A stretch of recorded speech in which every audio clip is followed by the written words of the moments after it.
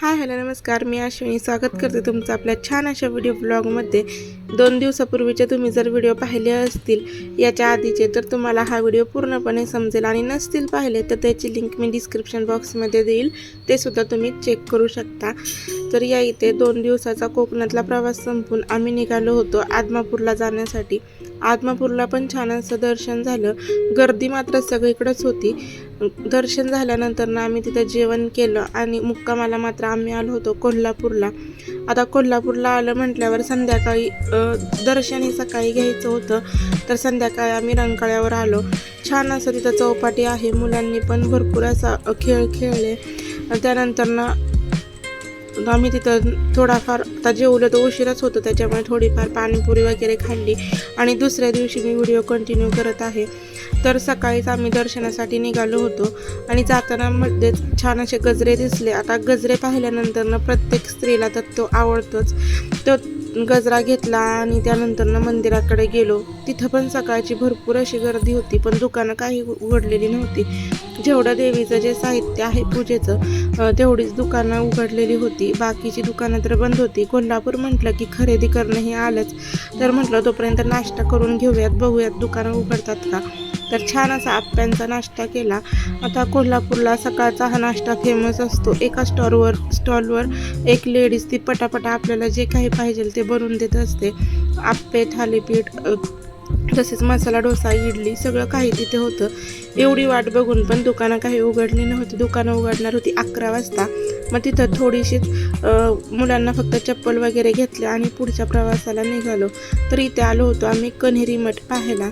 आता या मठामध्ये काय काय आहे हे सुद्धा तुम्हाला पाहायला भेटेलच, पण त्यासाठी आपला व्हिडिओ स्किप न करता शेवटपर्यंत नक्कीच पहा। खरंच मुलांना पाहण्यासाठी हा मठ खूप छान आहे।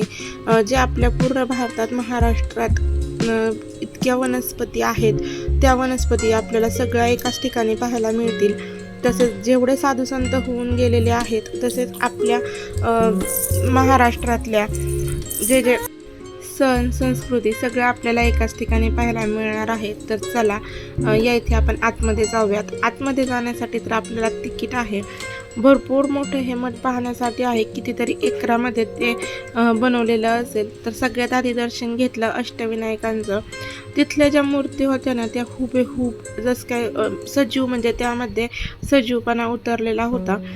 तर सगळ्या मूर्ती आपल्याला अशा ठिकठिकाणी पाहायला मिळणार होत्या।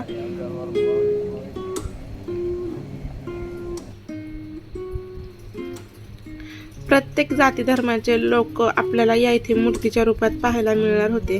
तर आतमध्ये जाण्यासाठी 250 रुपये एंट्री फी आहे, लहान मुलांचे वेगळे, आणि आतमध्ये थोड्याफार ॲक्टिव्हिटी असतील तर त्याचे प्रत्येकी 50 रुपये अशी त्यामध्ये फी होती।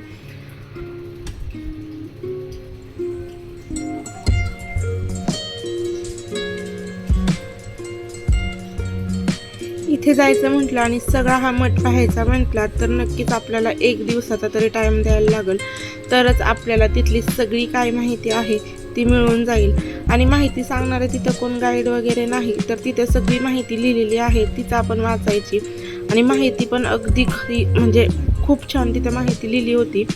तर आता तुम्ही या इथे पाहू शकता, जी फळे आहेत ती आपल्याला खरंच अशी वाटतात की ती सजीवच आहे म्हणून। या इथलं बरंचसं काम अजून बाकी होतं। भरपूर वर्षाचा हा मठ आहे, पण त्या डेव्हलप तो आत्ता झालेला आहे।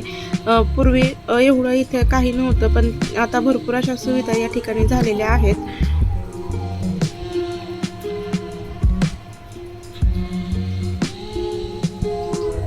तर पूर्ण निसर्गरम्य वातावरण आपल्याला या ठिकाणी पाहायला मिळते। आणि तिथं पण सुविधा एवढ्या की रोज, म्हणजे प्रत्येक झाडांना तिथे रोजच्या रोज पाणी दिलं जायचं। तिथं ज्या लेडीज कामगार होत्या त्यांना विचारलं तर त्या सांगत होत्या, रोज या ठिकाणी आम्हाला या झाडांची काळजी पण तितकीच घ्यायला लागते।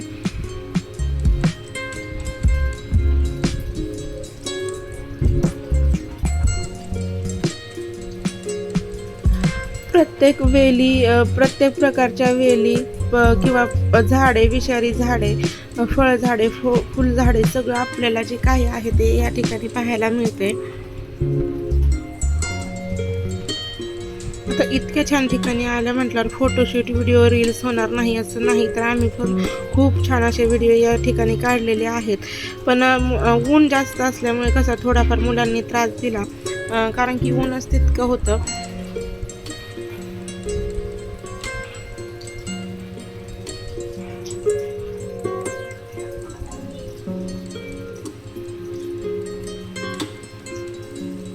तर अशा छान अशा कलाकृती पाहून मन खरंच प्रसन्न होतं. त्यानंतर आम्ही गेलो ते म्हणजेच गोव्यात. तिथं भरपूर असे प्राणी होते. प्राणी म्हणण्यापेक्षा कसे ते खोटे होते, पण त्यांचे जे त्यांना साऊंड दिले होते त्यामुळे असं वाटायचं की हे खरोखरचेच प्राणी आहेत की काय. साप, हत्ती, नाग, वानर भरपूर काय आपल्याला या इथे पाहायला मिळते.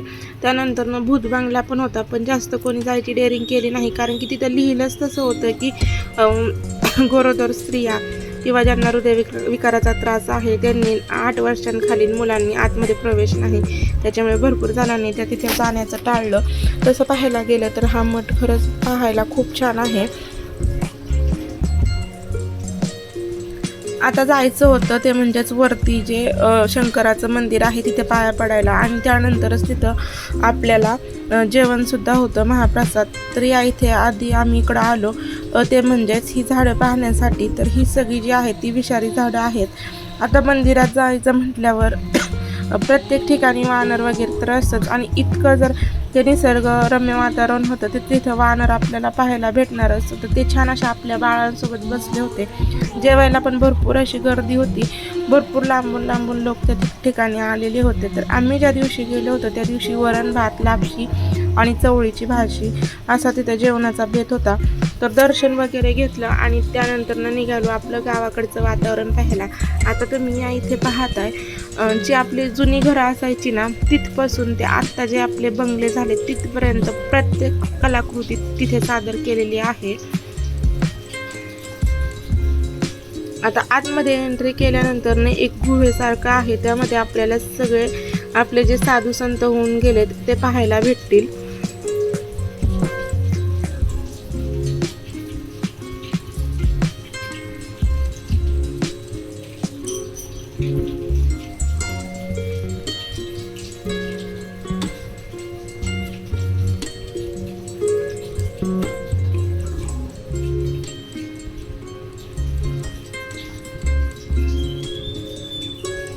आता प्रत्येकच ठिकाणी व्हिडिओ घेणं शक्य झालं नाही, कारण की भरपूर गर्दी पण होती आणि गर्दीमधून लोक कसे पटपट बाहेर पडण्याचा प्रयत्न करत होते. त्याच्यामुळे प्रत्येक ठिकाणी व्हिडिओ घेतले नाहीत, पण जेवढे काही घेतले ते सगळे तुमच्यासोबत मी शेअर केलेले आहेत. तर ही आहेत शबरीची बोरं.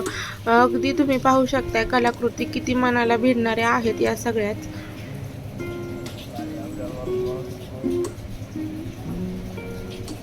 आणि इथे जेवढे पर्यटन आले ते प्रत्येक जण फोटो किंवा व्हिडिओच्या माध्यमातून त्या कलाकृती आपल्या मोबाईलमध्ये जतन करून घेत होते.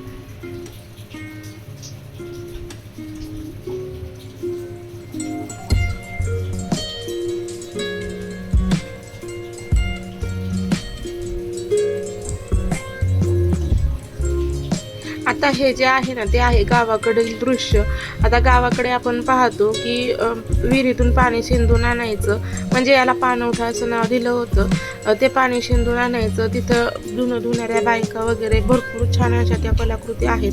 त्यानंतर पुढे गेल्यावर आपल्याला बघायला भेटते ते म्हणजेच नांगरणी, पेरणी हे सगळं आपल्याला त्या ठिकाणी पाहायला मिळते. गुराखी म्हणजे गुरं राखत असताना लहान लहान मुलांचे खेळ सुद्धा आपल्याला या इथे पाहायला मिळाले.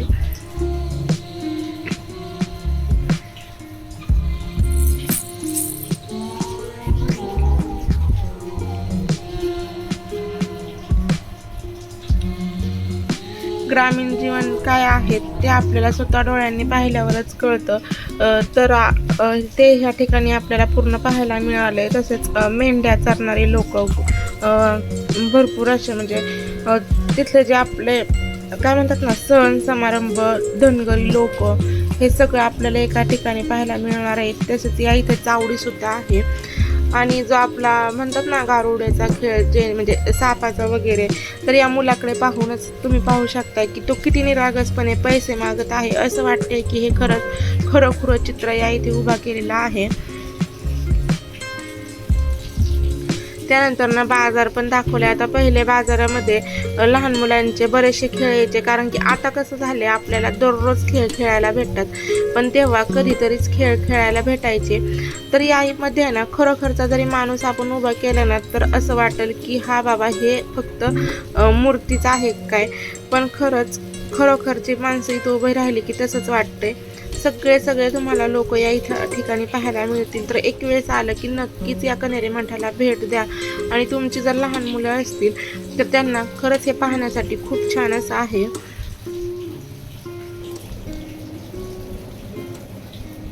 यानंतर आम्ही आमच्या परतीच्या प्रवासाला सुरुवात केली, ते म्हणजेच घरी यायला. खूप छान असा आमचा प्रवास झाला. तर तुम्हाला हा छोटासा व्हिडिओ कसा वाटला हे नक्कीच कमेंट करून सांगा. आणि हो, आपले व्हिडिओ जर आवडत असतील तर व्हिडिओ लाईक, शेअर आणि सबस्क्राईब करायला मात्र विसरू नका. तर असेच आमचे व्हिडिओला कनेक्ट करा. हा व्हिडिओ पाहिल्याबद्दल धन्यवाद.